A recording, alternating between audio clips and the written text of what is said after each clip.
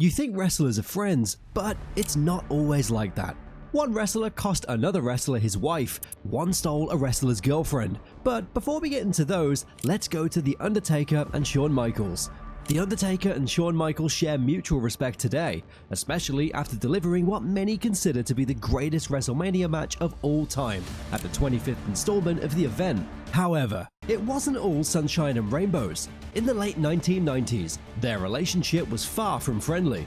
During this time, Michaels was one of the most hated individuals backstage, and The Undertaker was emerging as a new locker room leader. Undertaker held disdain for Shawn's entitled attitude, while Shawn disliked Undertaker simply because Taker didn't like him. Things reached a breaking point at WrestleMania 14, where Shawn was set to drop the WWE title to Steve Austin to usher in the Attitude Era. However, Shawn was hesitant to do business with Austin. In an interview, Undertaker reportedly threatened to hurt Shawn physically if he didn't do it, and you could tell by the way the interview went that The Undertaker meant business. Even after the Montreal incident, Shawn Michaels said he was afraid to speak to The Undertaker because he was Vince's main guy, but Undertaker told him they were cool and walked off. Despite their tumultuous past, they eventually formed a genuine friendship after Shawn's return to WWE in 2002.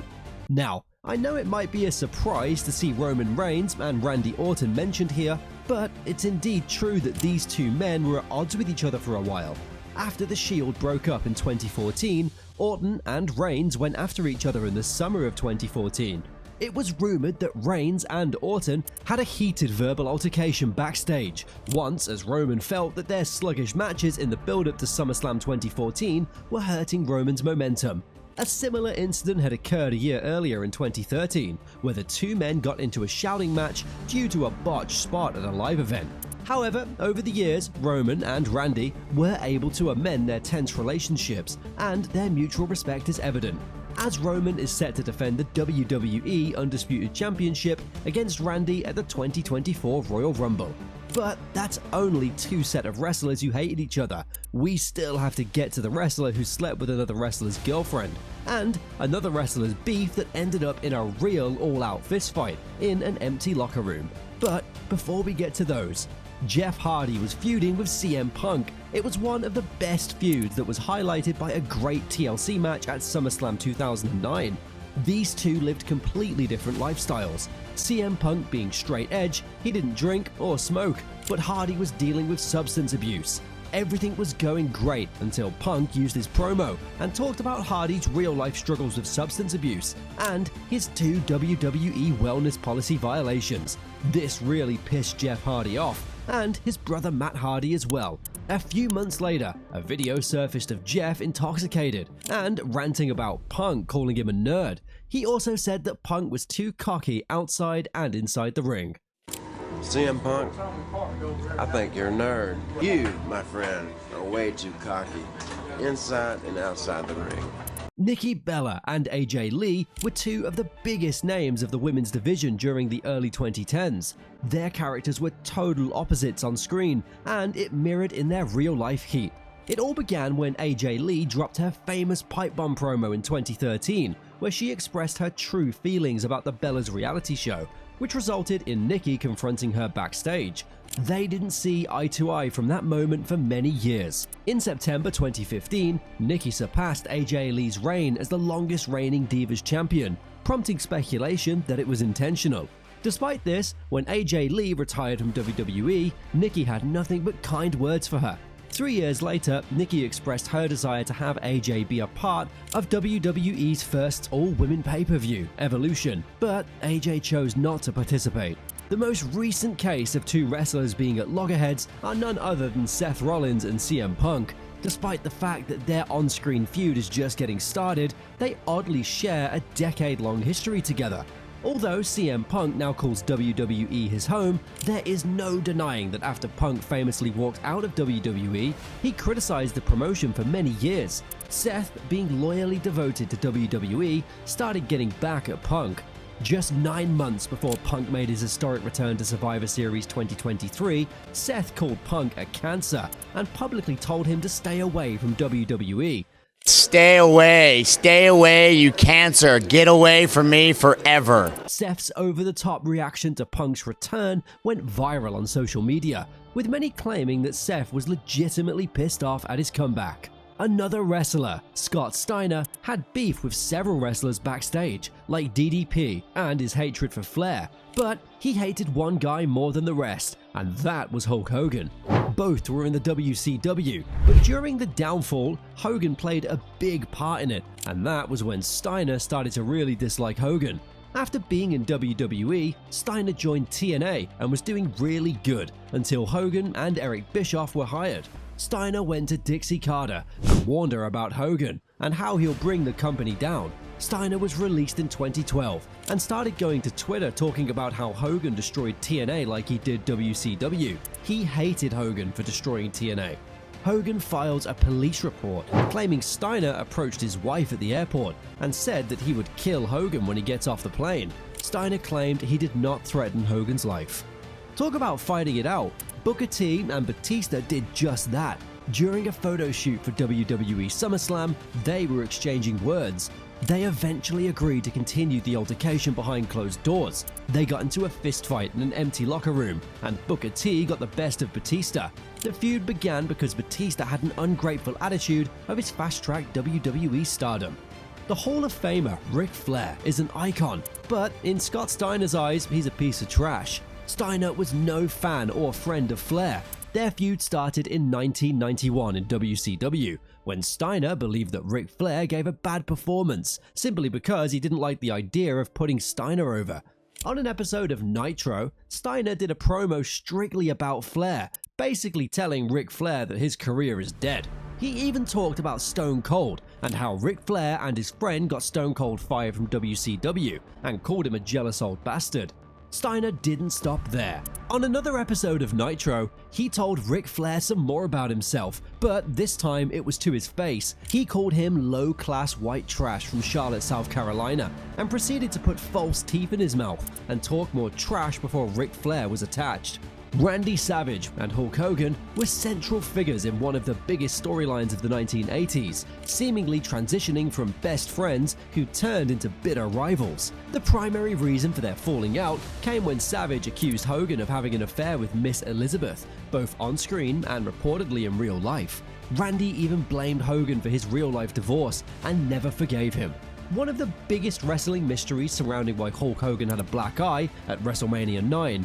For years, an urban legend circulated that Savage had gotten into a fight with Hogan and punched him in the face. However, everything was at peace between them around 2010.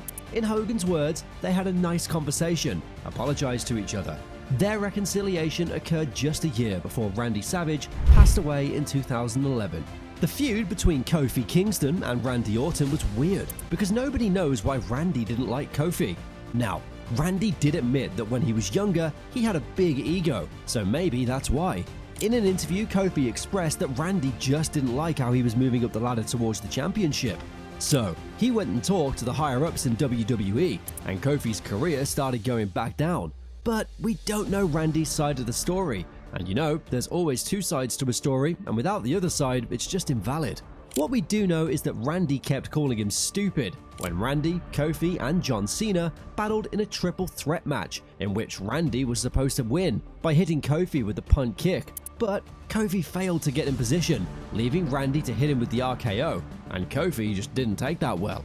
Eventually, they did wrestle each other again on an episode of SmackDown 9 years later and would call Randy stupid after hitting him with a high-impact clothesline. Sasha Banks and Alexa Bliss have been rivals in the ring as part of the Raw Women's Championship picture and have traded victories against each other. However, their rivalry goes beyond the storylines, as the two women had legitimate problems with each other. Their problems started during their time together in NXT, and they reportedly got into arguments backstage and had to be kept separate. Promos from Banks claimed that Bliss didn't have passion for pro wrestling and didn't even know who the Hardy Boys were. That she came in cute, so humble, so fake with her fake little stories, her fake little I love wrestling growing up, saying that you love Matt Hardy but you don't even know the difference between Jeff and Matt. I loved wrestling growing up. I love Matt Hardy. You know what? You can't even tell the difference between Jeff and Matt, you idiot. She went on to say that Alexa can't run from her and that Alexa will never be Sasha. but they were professional enough to put their differences aside and work together in storylines. But even then, their real-life animosity was visible when they were together in the ring. Having your woman taken from you is heartbreaking, but having her taken from you by one of your co-workers is even worse, and that is what happened between Edge and Matt Hardy. Matt's girlfriend, Lita, was cheating on him with Edge, and the crazy part is WWE released Hardy from his contract after he revealed the news publicly. However, fans were so mad and on Matt Hardy's side that anytime Edge and Lita would do their on-screen segments, they would chant Matt's name. WWE was getting so much backlash from firing Matt that they had to rehire him. When Matt returned, he had several on-screen feuds with Edge and Lita. Let's talk CM Punk, in which he's been in the ring with a lot of wrestlers, but known he hated wrestling alongside was bad like Ryback. CM Punk said that wrestling Ryback took decades off his life. I'm already beat up, and I have to wrestle steroid guy? He's very hurty. I call it like I see it. Punk or Ryback said that he'll continue to do it because of Punk's comments, and said that they were not true and hurt his feelings. He even went as far as to say karma rules. In an interview, Bret Hart spoke about when he won the title. Vince promised him that he would be champion for a long time, but then Hogan came back. Bret thought that they were friends. After the title match where Bret won, he saw Hogan talking to another wrestler and went up to say hey and shake his hand, and Hogan just stood there with his arms folded and nodded, refusing to shake Bret's hand. Bret said he just walked away from Hogan and was like, fuck him. Vince screwed Bret by letting him know that he'll be losing the belt against Yokozuna, in which Hogan would come in and beat Yokozuna for the belt. Hogan never wanted Bret to be better than him, and Bret confronted Hogan after the match and let him have it, calling Hogan a piece of shit. Can you imagine if someone did this to you, promised you one thing and ended up screwing you over? I can only imagine what Bret was going through at that time. WWE certainly capitalized on the real-life tension between Seth Rollins and Matt Riddle in the summer of 2022. Matt Riddle had garnered a reputation for rubbing peers like Brock Lesnar and Goldberg the wrong way, and the same applied to Seth Rollins. The spark ignited when Matt Riddle's wife made fun of Becky Lynch, which made Seth angry. On a live stream with the two, Seth went in on Riddle and told him, don't talk about my family, let's talk about yours. Oh wait, you don't have one, because your wife left you and took your kids, and they don't want to see you anymore, which really pissed Riddle off. Initially, Seth made it clear that he didn't want to work with Matt.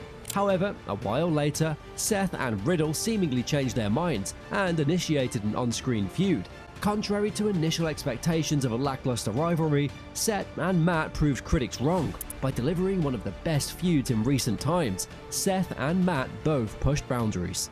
Charlotte began receiving more opportunities and women title reigns than Becky. Their friendship remained intact. However, WWE is an extremely competitive industry, and the jealousy factor can strain even the most powerful friendships. Around 2018, the once unbreakable bond between Becky and Charlotte began to show signs of strain. As fans rallied behind Becky's demand for recognition, it became apparent to Lynch that Charlotte struggled with Becky's success. Years later, the tension escalated with an unscripted heated title exchange on TV in October 2021, leading to reports of a backstage fight. But in a surprising turn of events, 2 years later at the 2023 Survivor Series, Becky and Charlotte hugged each other in the ring, seemingly indicated that they're once again on best terms. The Montreal Screwjob was one of, if not the most talked about rivalry in the wrestling world.